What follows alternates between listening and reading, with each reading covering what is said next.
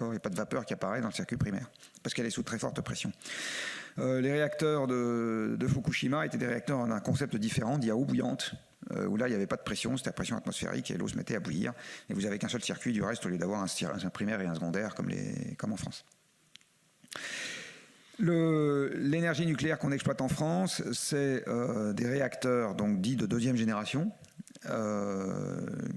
fonctionne bien, puisque pour le moment, on n'a pas eu de pépin majeur. Et il faut rappeler que les deux seuls accidents de réacteurs à eau pressurisée ou à eau bouillante qu'il y a eu dans le monde ont fait 0 mort, puisque c'était Fukushima et 3 Mile Island, et aucun des deux n'a fait de mort à cause d'un quelconque surplus de radiation qui aurait été dégagé dans l'environnement. Et c'est un concept extrêmement différent de Tchernobyl, qui n'était pas un réacteur à eau pressurisée, donc les technologies ne sont pas comparables. Donc je le redisais, faire un réacteur c'est long, faire un réseau électrique avec des réacteurs c'est simple.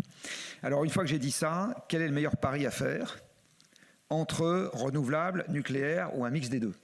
Voilà. Parce que les renouvelables ont pour elles que c'est facile de rajouter des éoliennes et des panneaux solaires en peu de temps, ou une éolienne directement et un panneau solaire. Alors, ce qui peut être long, c'est de discuter avec les gens du coin qui sont d'accord ou pas d'accord. Mais par contre, la partie strictement technique, elle n'est pas compliquée. Mais j'insiste, le réseau complètement alimenté par des ENR non pilotables, aujourd'hui, personne n'a. Enfin, à grande échelle, en tout cas, personne n'a. Du côté, et en particulier pas au moyen de latitude, avec l'alternance de saisons qui sont très contrastées. Du côté nucléaire, ce qui est long aujourd'hui, c'est de faire un réacteur, et donc a fortiori d'en faire 5. Par contre, une fois qu'ils sont là, de faire fonctionner le réseau, c'est simple.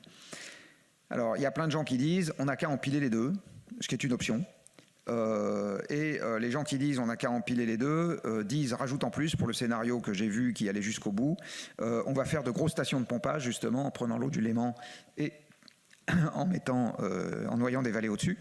Ou bien en prenant l'eau du barrage de Serre-Ponçon et en faisant une steppe au-dessus de Serre-Ponçon. Voilà, tout ça, on peut faire des trucs comme ça.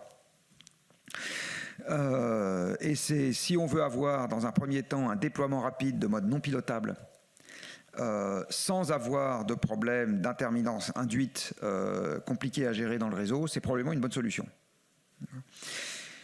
On peut aussi accélérer la cadence sur le nucléaire. Et ça veut dire que dans l'esprit de la population, dans l'arbitrage entre le risque de l'objet et le risque de ne pas avoir l'objet, on se met à être beaucoup plus sensible au risque de ne pas avoir l'objet. Je m'entends. Aujourd'hui, le fait qu'on considère que le risque de l'objet est un risque tellement important qu'il faut mettre 253 paires de ceintures et 25 paires de bretelles avant de construire l'objet, conduit à des objets qui sont complexes, chers et longs à construire.